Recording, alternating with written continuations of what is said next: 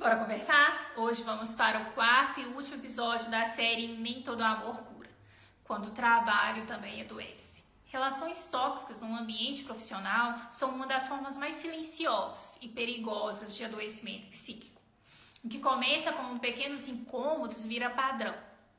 Risadinhas quando você entra na sala, deboche disfarçado de piada, reuniões importantes, às quais você nunca é convidado, decisões tomadas sem a sua presença, exposições em reuniões onde só os seus erros são apontados e uma sensação constante de que você está atrasado, não por incompetência, mas por falta de acesso às informações.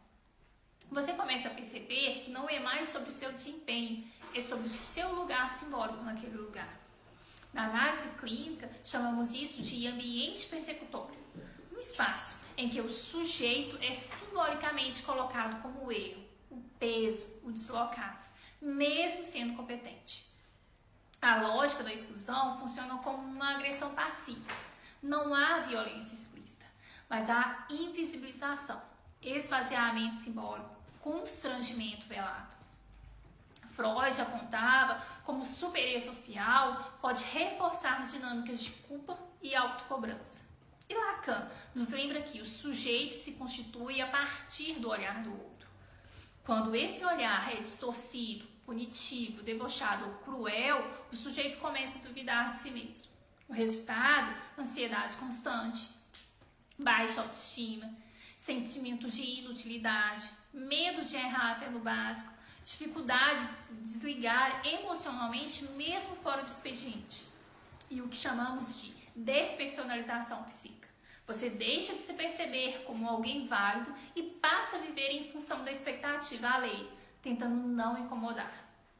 Do ponto de vista legal, o assédio psicológico e moral no trabalho é previsto e combatido pela legislação atual. As empresas têm a obrigação de prevenir e intervir. Mas na prática, o que se vê o assédio físico ou verbal é mais fácil de provar, porque deixa marcas, gravações, testemunhos claros. Já o assédio psicológico é sutil, é feito de gestos, de silêncios, de olhares. É difícil de mensurar, porque se constrói na repetição. A justiça ela avança, mas ainda tropeça nas brechas subjetivas da dor. E mesmo com os avanços na legislação, a realidade é dura. Muitas empresas ainda conseguem sair impunes. Elas terceirizam a culpa, transferem o problema para o indivíduo ou alegam falta de provas. E assim, o adoecimento do trabalhador segue sendo tratado como um problema pessoal e não como uma falha estrutural. E é exatamente por isso que a justiça precisa reconhecer o sofrimento subjetivo. Porque validar a dor de quem adoeceu é restaurar a dignidade de alguém que foi um dia silenciado. Por que punir empresas que permitem ou encobrem o assédio e afirmar simbolicamente, juridicamente, que vidas importam, que mais que metas? Quando a justiça fala, o sujeito internaliza a sensação de que a sua dor não é legítima. E aí o ciclo de violência simbólica se repete, agora sob a forma de culpa e solidão. Enquanto isso, o sujeito afetado acumula sintomas, crise de ansiedade, pânico ao se aproximar do ambiente de trabalho, insônia crônica, somatização física, dores, hipertensão, queda de cabelo. E em alguns casos, episódios depressivos e ideias suicidas. O sofrimento psíquico deixa marcas profundas, mesmo quando invisíveis ao olhar de quem escolheu ignorar. É preciso falar sobre quem assedia. Pessoas que sustentam esse tipo de comportamento muitas vezes têm dificuldade em lidar com a autonomia do outro, sentem-se ameaçadas pela competência alheia, vivem sob a lógica do poder, de não cooperação. Da base, a insegurança, necessidade de controle e baixa elaboração ética.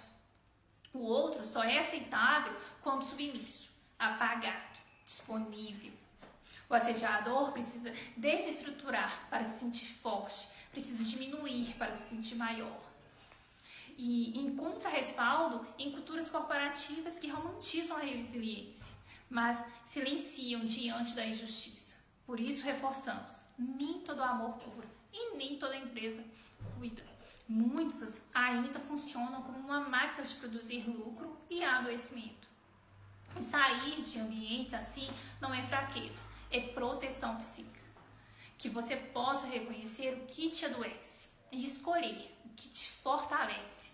Esse foi o último episódio da série Nem Todo Amor Cura. Obrigado por caminhar comigo até aqui.